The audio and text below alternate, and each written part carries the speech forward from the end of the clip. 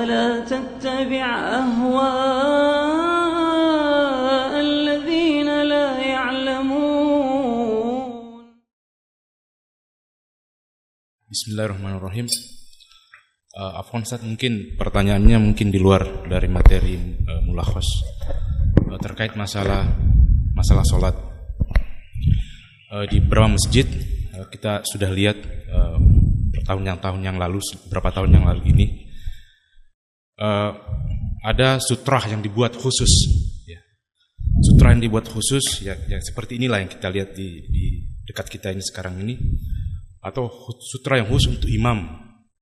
Nah, yang pertanyaan ana, biasanya di depan imam itu sudah ada dinding atau sudah ada tirai seperti ini ya saja. Ada gorden ini. Nah, kemudian dibuatkan lagi sutra yang khusus seperti itu dari kayu. Gitu.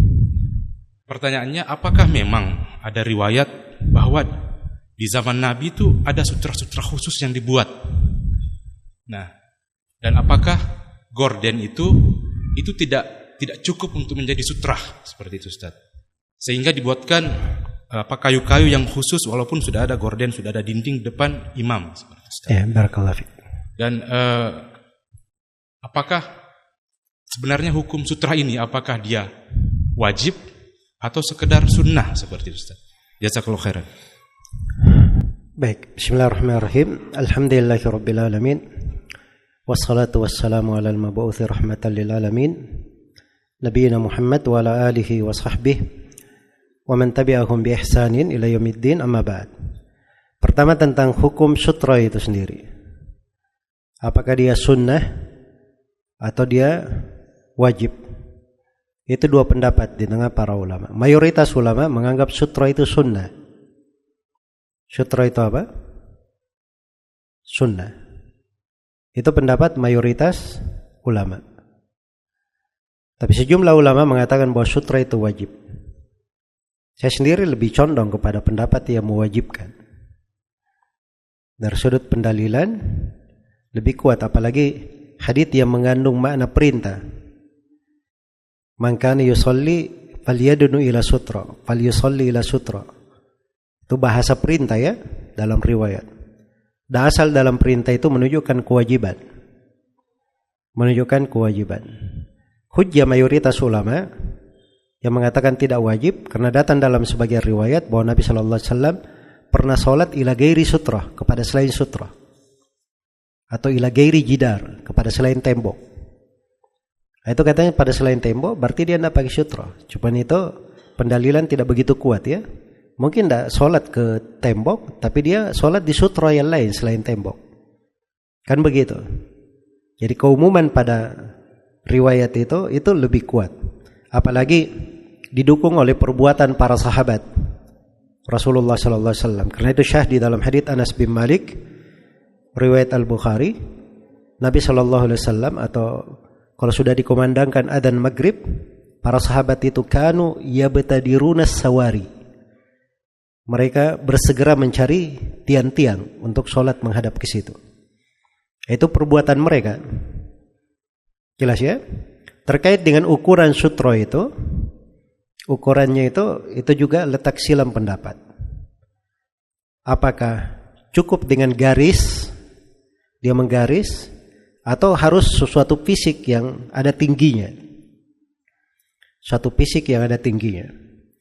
Yang mengatakan cukup dengan garis, mereka berdalilkan dengan hadits di situ. Dan haditsnya silam pendapat juga di kalangan ahli hadits.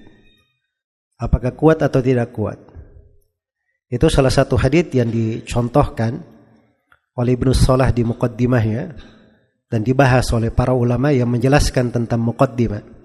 Saya lebih condong kepada pendapat yang melemahkan riwayatnya. Apalagi di Sahih Muslim, Nabi sallallahu alaihi wasallam itu kalau salat yakunu baina yadayhi ka muqaddimatir rahal. Di depan beliau itu seperti depan pelana kuda. Tahu muqaddimatir rahal? Pelana kuda itu kan ada tingginya. Ya kan? Dia bukan alas saja pelana kuda itu. Tapi ada suatu dia punya tinggi. Nah, seperti itu tingginya. Ya, ukuran tingginya itu kata Atha ibn Abi Rabah, Dan ini diriwayatkan oleh Ibnul Mundhir dalam Kitab Al-Awsat dengan sanad yang sahih. Beliau tafsirkan bahwa muqaddimatur rahal itu sekitar 2/3 hasta. 1 hasta ini sampai sini. 2/3 mungkin sekitar ini. Iya. Dan itu pendekatan ya, pendekatan.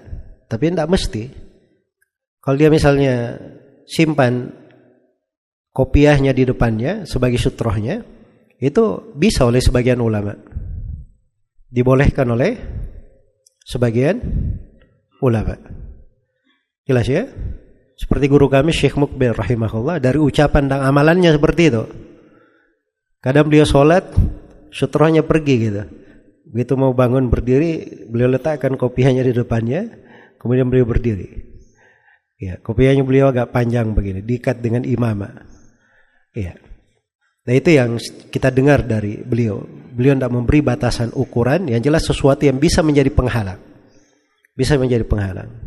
Tirai ini bisa sebagai sutra. Kalau sudah ada tirai, tidak perlu pakai papan ini. Jelas ya? Kemudian masalah papan sutra itu jangan terlalu diperbesar. Dan jangan terlalu dipergampang. Tidak ada sunnah orang bikin sutra-sutra, dia pasang pada setiap orang sholat. Mayoritas ulama sutra itu tidak wajib. Ngapain antum mewajibkan pada orang yang sholat sesuatu yang kebanyakan orang menganggap apa? Tidak wajib. Itu nggak bagus hal yang seperti itu juga. Jelas ya? Tapi kalau ada yang buat misalnya di masjid bagi orang yang perlu, tidak bisa juga diingkari. Wah ini nggak ada di masa Nabi, tidak ada riwayat. Wah ini bid'ah, itu keterlaluan juga. Berucap seperti itu. Orang dipasang bagi siapa yang perlu, yang ngambil, boleh saja. Jelas ya? Saya sendiri kalau saya mau sholat, saya cari tiang. Apa bedanya dengan saya cari sutra yang bisa saya pakai sholat daripada saya ke belakang? Saya ingin di depan saya. Jadi hal yang seperti ini saya bilang tadi, jangan dipersulit, jangan pula dipergampang. Pada hal yang wajar-wajar saja, itu nggak ada masalah. Perkara yang wajar. Tapi orang yang berlebihan, itu tidak bagus. Berlebihan ekstrim itu bukan ciri dari agama kita. Semoga ini bisa mewakili ya dari apa yang ditanyakan. Ya wallahu ta'ala alam.